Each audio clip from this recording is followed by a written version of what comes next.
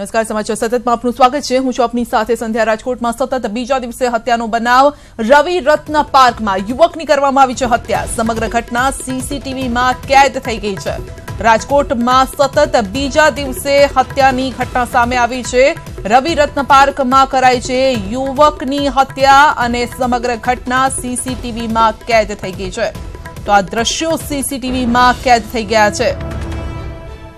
તો હાથમાં ચાકુ જેવું હથિયાર અત્યારે દેખાઈ રહ્યું છે। હુમલો કરવામાં આવ્યો અને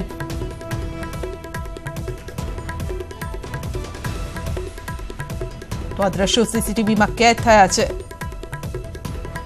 હથિયારથી હુમલો કરવામાં આવી રહ્યો છે। ચાકુ જેવું હથિયાર હાથમાં દેખાઈ રહ્યું છે જેનાથી હુમલો કરવામાં આવી રહ્યો છે। વધુ જાણકારી મેળવીશું અમારા સહયોગી અંકિત પાસેથી। જી અંકિત, સતત બીજા દિવસે રાજકોટમાં હત્યાની ઘટના સામે આવી છે। આ રંગીલું રાજકોટ છે, થઈ શું ગયું તેને? ચોક્કસ સંધ્યા, ખાસ કરીને વાત કરીએ તો રંગીલું રાજકોટ છે તે રક્ત રંજિત થઈ ગયું હોય તેવું સામે આવ્યું છે। સતત બીજા દિવસે કહી શકાય કે બીજી હત્યાનો બનાવ સામે આવ્યો છે। ખાસ કરીને આજની હત્યાના જો બનાવની વાત કરવામાં આવે તો રાજકોટ શહેરના જે કહી શકાય કે જે રવિરત્ન પાર્ક આવેલું છે ત્યાં આ બનાવ બનવા પામે છે। બપોરના 2:15 વાગ્યાનો આ બનાવ છે કે જેમાં હરેશભાઈ મકવાણા નામના 45 વર્ષીય વ્યક્તિની હત્યા કરવામાં આવી છે। સીસીટીવીની અંદર પણ જોઈ શકાય છે કે એક બાઇક સવાર આવે છે અને તે હરેશભાઈ મકવાણા કે જે પોતે પણ એક્ટિવા લઈને જાય છે ત્યારે પાછળથી આવી તેમના એક્ટિવા સાથે પોતાનો બાઇક અથડાવે છે અને ત્યારબાદ બંને પડી જાય છે અને ત્યારબાદ કહી શકાય કે હત્યારો છે તે ઉભો થાય છે અને હરેશભાઈ મકવાણાને એક પછી એક કરીને કુલ 6 ઘા છે તે પેટમાં કહી શકાય કે મારે છે। જી, આખરે આ હત્યા પાછળનું કારણ શું સામે આવી રહ્યું છે? ચોક્કસ સંધ્યા, હાલ અત્યારે પોલીસ કહી શકાય કે હરેશભાઈ મકવાણાની જે સાથે જે બે વ્યક્તિઓ હતા તેમની અત્યારે નિવેદન લઈ રહી છે। તો સાથોસાથ હરેશભાઈ મકવાણાના પરિવારજનોના પણ નિવેદન લેવામાં આવી રહ્યા છે। ખાસ કરીને હાલ અત્યારે પ્રાથમિક પૂછપરછની અંદર કહી શકાય કે અંગત અદાવતની અંદર આ હત્યા કરી હોવાનું અત્યારે સામે આવી રહ્યું છે। જી અંકિત, આપનો આભાર અમારી સાથે જોડાવા બદલ। તો રંગીલું રાજકોટ રક્ત રંજિત થઈ ગયું છે અને હત્યાની આ બીજી ઘટના, 2 દિવસમાં બીજી ઘટના સામે આવી છે। આ તરફ વલસાડના ભીલાડ નજીક હાઈવે પર કેમિકલના ટેન્કરમાં ભીષણ આગ। એલપીજી ભરેલા ટેન્કરમાં આગ લાગી છે। ઘટના સ્થળથી 100 મીટર દૂર જ આવેલું છે પેટ્રોલ પંપ। આગના પગલે વાહનોની લાંબી કતાર લાગી છે। 3 ફાયર ફાઈટર ઘટના સ્થળે છે। આગ પર કાબુ મેળવવાના પ્રયાસ ચાલી રહ્યા છે। જો કે સલામતીના ભાગરૂપે હાઈવે પર વાહન વ્યવહાર બંધ કરી દેવાયો છે। એક તરફનો રસ્તો બંધ કરી દેવાયો છે અને સમગ્ર મામલે પોલીસ પણ ઘટના સ્થળે પહોંચી ગઈ છે। તો ફાયર ફાઈટર પણ પહોંચી ગયા છે 3 અને આગને ઓલવવાના પ્રયાસ જારી છે। પરંતુ કેમિકલ ભરેલું આ ટેન્કર હતું અને માટે આ આગ બુઝાવવામાં થોડી મુશ્કેલી પડી રહી છે। તો હાઈવે પર આગ લાગી છે। વધુ માહિતી મેળવીશું અમારા સહયોગી ભરતસિંહ પાસેથી, જે આ ઘટના સ્થળ પર જ પહોંચેલા છે। જી ભરતસિંહ, હજુ પણ આ આગ કાબુમાં નથી આવી, કેટલો સમય લાગશે?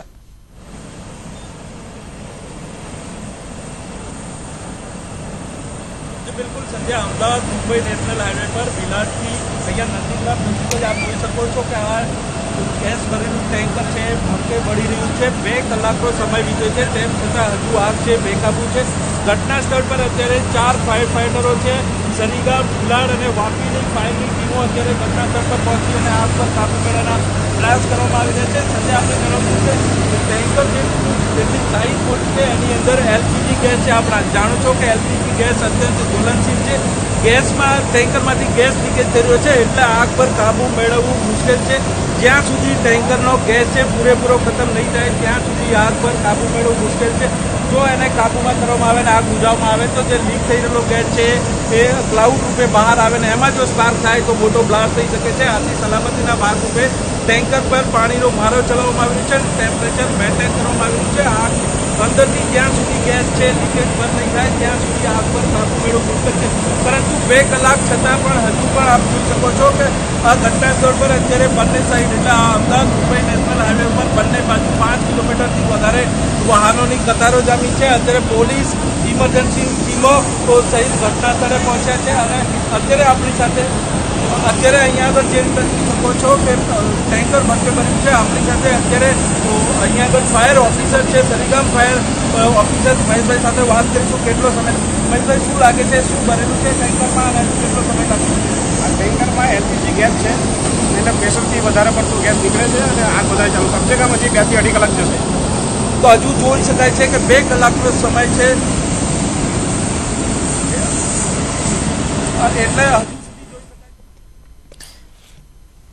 જી ભરતસિંહ આપનો અવાજ અત્યારે નથી પહોંચી રહ્યો, પરંતુ દ્રશ્યો આપણે બતાવી રહ્યા છે. સૌથી પહેલા ન્યૂઝ 18 ગુજરાતી પહોંચી છે ઘટના સ્થળે અને ઘટના સ્થળના સીધા દ્રશ્યો અમે આપણા સુધી પહોંચાડ્યા છે.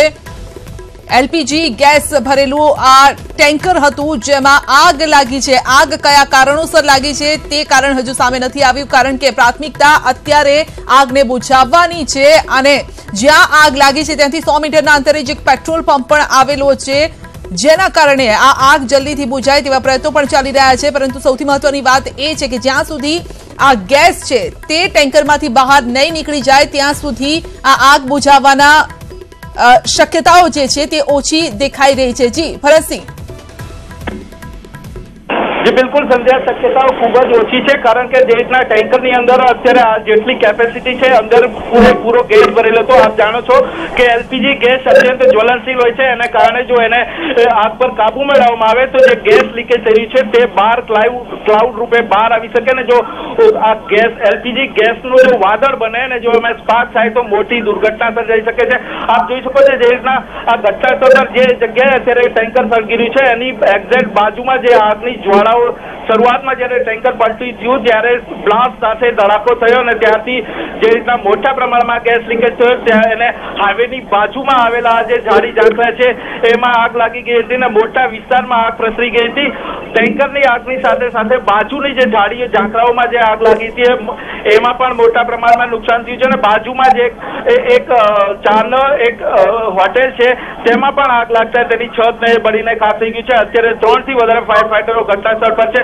આગ પર કાબુ મેળવવો એટલા માટે મુશ્કેલ છે સંધ્યા, કારણ કે જે ગેસ લીકેજ થઈ રહ્યો છે એને જો કંટ્રોલમાં કરવામાં આવે ને એને જો આગ કાબુમાં આવી જાય તો જે ગેસ બહાર નીકળી રહ્યો છે તેનું વાદળ થાય ને જો એ વાદળની ગેસના એલપીજી ગેસના વાદળમાં જો સ્પાર્ક થાય તો મોટો ધડાકો થઈ શકે છે અને આસપાસના વિસ્તારમાં નુકસાન થઈ શકે છે. આપે જે રીતના જણાવ્યું કે નજીકમાં 100 મીટરના અંતરે જ છે પેટ્રોલ પંપ છે અને પેટ્રોલ પંપ સુધી જો આગ પ્રસરે તો આપ જાણી શકો છો કેટલી મોટી દુર્ઘટના સર્જાય. સલામતીના ભાગરૂપે અમદાવાદ મુંબઈ હાઈવે જે બંને તરફનો વાહન વ્યવહાર છે એ અત્યારે સંપૂર્ણ ઠપ કરી દેવામાં આવ્યો છે. એને કારણે અમદાવાદ મુંબઈ નેશનલ હાઈવે પર અત્યારે બંને તરફ એટલે સુરતથી મુંબઈ તરફ જતા અને મુંબઈથી સુરત તરફ આવતા 5 કિલોમીટરથી વધારેની લાંબી કતારો લાગેલી છે અને અત્યારે ફાયર ફાઈટર અને ઇમરજન્સીની ટીમો ઘટના સ્થળ પર પહોંચી અને આગ પર કાબુ મેળવવાનો પ્રયાસ કરવામાં આવી રહ્યા છે. પરંતુ સલામતીના ભાગરૂપે જાણી શકાય છે કે આગ પર કાબુ મેળવવો મુશ્કેલ છે, એટલા માટે અત્યારે ટેન્કર પર પાણીનો મારો ચલાવીને કુલિંગ કરવામાં આવ્યું છે અને જ્યાં સુધી ગેસ લીકેજ બંધ નહીં થાય અને આગ પૂરેપૂરો અંદરનો ગેસ બહાર નીકળીને સળગી નહીં રહે ત્યાં સુધી તેના પર કાબુ મેળવવો મુશ્કેલ છે. સંધ્યા. જી ભરતસિંહ, આપનો આભાર અમારી સાથે જોડાવા બદલ. તો સૌથી પહેલા પહોંચ્યું છે ન્યૂઝ 18 ગુજરાતી ઘટના સ્થળ પર અને અમારા રિપોર્ટર પણ આપને સીધો જ ત્યાંથી જે વિગતો છે તે આપી રહ્યા હતા. આગની જ્વાળાઓ આપ જોઈ શકો છો. એલપીજી ગેસ છે આ ટેન્કરમાં અને જ્યાં સુધી ટેન્કરમાંથી આ ગેસ પૂરેપૂરો બહાર નહીં નીકળી જાય ત્યાં સુધી આગને બુઝાવી નહીં શકાય, કારણ કે જો આગનું તણખલું સહેજ પણ રહી ગયું અને અંદર જો ગેસ હશે તો પછી બ્લાસ્ટ થવાની પણ શક્યતાઓ રહેલી છે, જેને લઈને અત્યારે સતર્કતા વર્તવામાં આવી રહી છે અને ચોકસાઈ એ પણ વર્તાય છે કે બંને તરફનો જે વાહન વ્યવહાર છે હાઈવેનો તે બંધ કરી દેવાયો છે.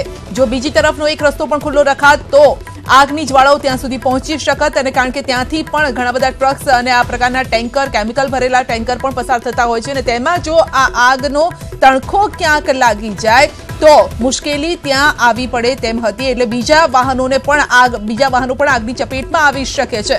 માટે અત્યારે 3 ફાયર ફાઈટર અત્યારે ત્યાં પહોંચેલા છે અને આગને બુઝાવવા માટે ફક્ત તેને ઠંડુ પાડવા માટે કુલિંગ કરવા માટે ફક્ત પાણીનો છંટકાવ તેઓ ત્યાં કરી રહ્યા છે.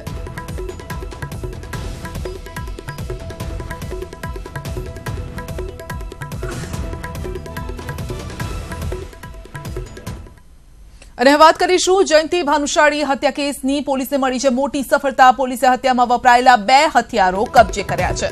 હત્યા બાદ આરોપીઓએ નાસિકમાં જમીનમાં આ હથિયારો દાટી દીધા હતા. પોલીસે પંચનામું કરી હથિયારનો કબજો મેળવ્યો છે. પોલીસે અન્ય એક આરોપી વિશાલ કામલેની ધરપકડ કરી છે. પોલીસે આ આરોપીને જેલમાંથી ટ્રાન્સફર વોરંટના આધારે ધરપકડ કરી છે અને આ ધરપકડ સાથે કુલ 5 આરોપીઓની ધરપકડ થઈ છે. તો આ સાથે જ કુલ 5 આરોપીને પકડી લેવાયા છે અને આપ જે હથિયાર જોઈ શકો છો, 2 હથિયાર કબજે કરાયા છે અને આ જ હથિયારથી આ ગનથી જ જયંતિ ભાનુશાળીની હત્યા કરવામાં આવી હતી. વધુ માહિતી મેળવીશું અમારા સહયોગી નવીન ઝા પાસેથી. જી નવીન, હથિયાર પણ મળી ગયા અને વધુ એક આરોપીની ધરપકડ પણ થઈ ગઈ.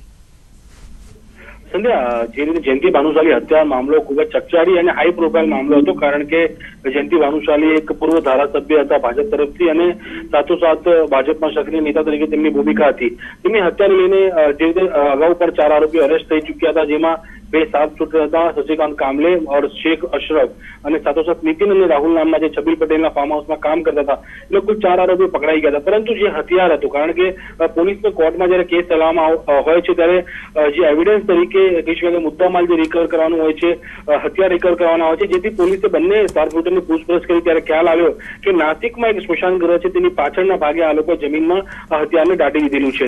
જેથી પોલીસે પંચનામું કરી અને બંને હથિયારનો કબજો મેળવી લીધો છે. અને અન્ય એક આરોપી વિશાલ કામલેનું નામ સામે આવતા, પરંતુ વિશાલ કામલે હાલ એક પુરાના હત્યા કેસમાં જેલમાં છે, જેથી તેને ટ્રાન્સફર વોરંટના આધારે તેનો કબજો મેળવવા માટેની કાર્યવાહી પણ થઈ ગઈ છે.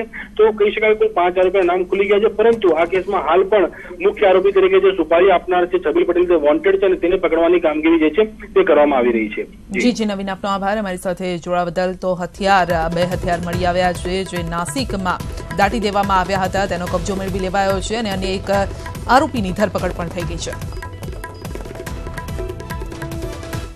કર્ણાટકના બેંગલુરુમાં ચાલી રહેલા એર શોમાં અત્યાર સુધી 2 મોટી દુર્ઘટના ઘટી ચૂકી છે. આજે એરો ઇન્ડિયા 2019 એર શોના પાર્કિંગ એરિયામાં આગ લાગી હતી. 50થી વધુ કાર આગની ચપેટમાં આવી ગઈ હતી, જ્યારે કે 19 ફેબ્રુઆરીના રોજ પણ 2 સૂર્યકિરણ એરક્રાફ્ટ ટકરાયા હતા અને જેમાં એક પાયલટનું મોત થયું હતું. બંને પાયલટ એરક્રાફ્ટ રિહર્સલ દરમિયાન ઉડાન ભરી રહ્યા હતા અને અચાનક જ પ્લેન ટકરાતા જ પ્લેન નીચે તૂટી પડ્યું હતું. દુર્ઘટનામાં એક સામાન્ય નાગરિકને ઈજા પહોંચી હતી. બેંગલુરુમાં ચાલી રહેલા એરો ઇન્ડિયા 2019 એર શોના પાર્કિંગ એરિયામાં આગ લાગી. 50થી વધુ કાર આગની ચપેટમાં આવી ગઈ. પાર્કિંગ એરિયામાં સૂકા ઘાસના કારણે આગ ખૂબ જ ઝડપથી ફેલાઈ હતી અને આ બધી જ કાર બળીને ખાખ થઈ ગઈ. તો બેંગલુરુમાં યેલાહંકામાં એરપોર્ટ પર એર શો ચાલી રહ્યો હતો, તે દરમિયાન આ દુર્ઘટના ઘટી. મહત્વનું છે કે એર શો શરૂ થવાના 1 દિવસ પહેલા રિહર્સલ દરમિયાન 2 એરક્રાફ્ટ ટકરાયા હતા અને એક પાયલટનું મોત થયું હતું. તો કર્ણાટકના બેંગલુરુમાં 20 થી 24 ફેબ્રુઆરી દ્વિવાર્ષિક એર શો એરો ઇન્ડિયા 2019 નું આયોજન કરવામાં આવ્યું છે. ત્યારે આજે સૂર્યકિરણ એરક્રાફ્ટની ટીમ દ્વારા ઉડાન ભરવામાં આવી હતી. આકાશમાં અદભુત કરતબો જોવા મળ્યા હતા. 19 ફેબ્રુઆરીના રોજ રિહર્સલ દરમિયાન પ્લેન ક્રેશ થતા સૂર્યકિરણના જ એક પાયલટનું મોત થયું. ત્યારે આજે યોજાયેલા એર શો દરમિયાન ઓફિસરને શ્રદ્ધાંજલિ આપવામાં આવી. એટલું જ નહીં, આ કાર્યક્રમમાં આજે સ્કાય ડાઇવિંગની ટીમે પેરા જમ્પ શોમાં પણ ભાગ લીધો અને આકાશમાં ઉડતા પેરાશૂટના અદભુત દ્રશ્યો પણ સર્જાયા. પેરા જમ્પ કરનારની ટીમના કરતબો પણ અહીંયા જોવા મળ્યા. મહેસાણાના મ્યુનિસિપલ ગ્રાઉન્ડનો કરાશે વિકાસ. 9 કરોડના ખર્ચે તૈયાર કરાશે સુવિધાથી સજ્જ ક્રિકેટ સ્ટેડિયમ. ઉત્તર ગુજરાતનું સૌપ્રથમ બનશે તમામ સુવિધાથી સજ્જ આ સ્ટેડિયમ અને 5 કરોડ રાજ્ય સરકારની ગ્રાન્ટમાંથી લેવાશે. 4 કરોડ 14માં નાણાં પંચમાંથી લેવાશે. Cricket, hockey, volleyball, football, basketball, handball અને ટેનિસ કોર્ટની પણ સુવિધા વિકસાવાશે. 3000 પ્રેક્ષકો બેસી શકે તેવી હશે અહીંયા વ્યવસ્થા. રણજી કક્ષાની મેચ રમાઈ શકે છે તે પ્રકારે આંતરરાષ્ટ્રીય પ્રકારનું સ્ટેડિયમનું પણ નિર્માણ કરાશે. તો 24,000 સ્ક્વેર ફૂટ એરિયામાં તૈયાર કરાશે સ્ટેડિયમ. તો ખેલાડીઓ માટે આ સારા સમાચાર છે. એટલું જ નહીં, પરંતુ ગુજરાત માટે પણ સારા સમાચાર છે, કારણ કે જે રીતે અહીંયા મેદાનને વિકસાવવામાં આવશે, ગ્રાઉન્ડને વિકસાવવામાં આવશે, એટલી જ મેચીસ અહીંયા વધારે થશે અને તેનો ફાયદો પણ ગુજરાતને મળશે. કોંગ્રેસ અધ્યક્ષ રાહુલ ગાંધી ગુજરાતના પ્રવાસે આવનાર છે, જેને લઈ અને ત્યારથી જ તૈયારીઓનો ધમધમાટ તેજ થઈ ગયો છે. આગામી 28 ફેબ્રુઆરીએ અડાલજના ત્રિમંદિર નજીક જનસંકલ્પ જાહેર સભાનું આયોજન થશે અને જેની તૈયારીઓનું નિરીક્ષણ કોંગ્રેસના નેતાઓ અને ધારાસભ્યોએ કર્યું હતું. આ સભામાં પ્રિયંકા, સોનિયા ગાંધી સહિત પૂર્વ વડાપ્રધાન મનમોહન સિંહ પણ ઉપસ્થિત રહેશે. મહત્વનું છે કે 28 ફેબ્રુઆરીએ રાહુલ ગાંધી અમદાવાદના 3 સ્થળોમાં ગાંધી આશ્રમ, સરદાર સ્મારક અને ત્રિમંદિરની મુલાકાત લેશે, જે ત્રણેય સ્થળનું નિરીક્ષણ અહેમદ પટેલે કર્યું. આજે દેશની સામે જે કંઈક પડકારો છે, જે સ્થિતિમાંથી દેશ પસાર થઈ રહ્યો છે, ત્યારે તેવા સંજોગોમાં કારોબારી ગુજરાતમાં મળવી એનું એક અલગ મહત્વ છે. અને હું માનું છું ત્યાં સુધી કારોબારી પૂરી થયા પછી જે કંઈક ઠરાવ થશે, જે કંઈક મેસેજ હશે એ મીડિયા. ઉમર અબ્દુલ્લાએ માન્યું છે વડાપ્રધાનનો આભાર. અમારી લડાઈ કાશ્મીર માટે, કાશ્મીરીઓ વિરુદ્ધ નથી તેવું નરેન્દ્ર મોદીએ કહ્યું અને આજે તમે અમારી દિલની વાત કહી દીધી છે તેવું ઉમર અબ્દુલ્લાએ કહ્યું છે. તો પીએમનો આભાર માન્યો છે. ઉમર અબ્દુલ્લાએ વડાપ્રધાનનો આભાર માન્યો અને કહ્યું કે અમારી લડાઈ કાશ્મીર માટે, કાશ્મીરીઓ વિરુદ્ધ નથી તેવું પીએમએ જે નિવેદન આપ્યું હતું તેને લઈ અને આભાર માનવામાં આવ્યો છે. તો આજે તમે અમારા દિલની વાત કહી દીધી છે, ઉમર અબ્દુલ્લાએ આ વાત કરી છે અને જેને લઈ અને પીએમનો આભાર માનવામાં આવ્યો છે. તો લડાઈ કાશ્મીર માટે છે, કાશ્મીરીઓ વિરુદ્ધ નથી, કારણ કે કાશ્મીરમાં રહેતા લોકો પણ ભારતીય જ છે.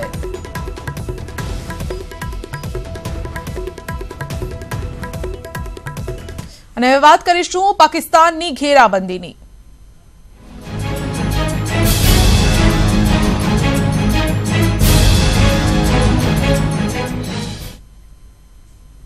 દેશભરમાં પાકિસ્તાન સામે રોષ ફેલાયેલો છે, ત્યારે પાકિસ્તાનના બહિષ્કારમાં ગુજરાતીઓ પણ પાછળ નથી. ગુજરાતીઓ પણ જે રીતે થઈ શકે તે રીતે પાકિસ્તાનને પાઠ ભણાવવા માટે કમર કસી રહ્યા છે. પુલવામામાં હુમલા બાદ સૌરાષ્ટ્ર ક્રિકેટ એસોસિએશને પાકિસ્તાનનું નામ બેનરમાંથી કાઢી નાખ્યું છે. ગુજરાતમાંથી પાકિસ્તાનમાં નિકાસ થતા શાકભાજી ન મોકલવાનો વેપારીઓએ નિર્ણય લીધો છે. આમ દેશની સાથે ગુજરાતીઓ પણ પાકિસ્તાનની કમર ભાંગવા માટે હરસંભવ પ્રયાસ કરી રહ્યા છે. તો ગુજરાતીઓ પણ પાછળ નથી. પાકિસ્તાનને પાઠ ભણાવવા માટે વેપારીઓએ પણ શાકભાજી ન મોકલવાનો નિર્ણય લીધો છે. તો પુલવામા હુમલા બાદ દેશનું વલણ હવે પાકિસ્તાન વિરુદ્ધ ઠોસ રીતે દેખાઈ રહ્યું છે.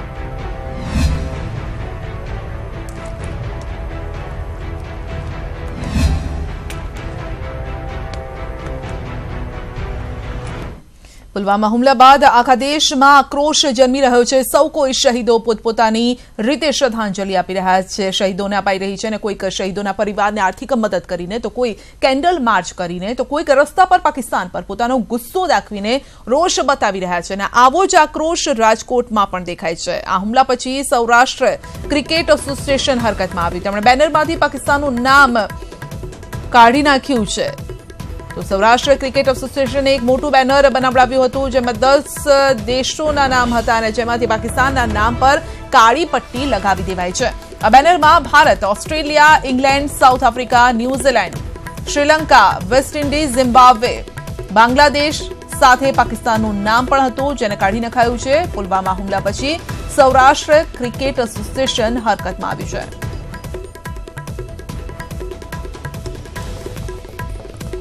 Nation first. પુલવામા ખાતે અતિ દ્રોણાસ્પદ આતંકવાદી હુમલોમાં જે આપણા જવાનો શહીદ થયા છે તે પગલે સૌરાષ્ટ્ર ક્રિકેટ એસોસિએશનના સ્ટેડિયમ ખાતે જે ટેસ્ટ ક્રિકેટ રમતા નેશનો ઉપરની એક ગ્રાફિક વોલ કરેલ છે, તેમાંથી પાકિસ્તાનનું નામ નાબૂદ કરેલ છે, પાકિસ્તાનની સાઇન નાબૂદ કરેલ છે. આ રીતે દેશની લાગણી સાથે સૌરાષ્ટ્ર ક્રિકેટ એસોસિએશન જોડાય છે અને શહીદોને શ્રદ્ધાંજલિ આપે છે. જમ્મુ કાશ્મીરના પુલવામા હુમલાના પગલે ગુજરાતના યાત્રાધામોની સુરક્ષા વધારવામાં આવી છે, જેના પગલે 51 શક્તિપીઠમાંના એક એવા અંબાજી મંદિરની સુરક્ષા પણ વધારી દેવાઈ છે, જેમાં સવારથી જ અંબાજી મંદિરમાં બોમ્બ ડિટેક્ટિવ ડિસ્પોઝલ ટીમ દ્વારા મંદિરના ખૂણે ખૂણે સઘન ચેકિંગ હાથ ધરવામાં આવ્યું છે અને જોકે તપાસ દરમિયાન કોઈ શંકાસ્પદ ચીજ મળી નથી. તો સાથોસાથ મંદિરમાં ક્યુઆર ટીમમાં પણ વધારો કરવામાં આવ્યો છે, તેમજ હોમગાર્ડ અને બોર્ડર વિંગમાં પણ વધારો કરાયો છે.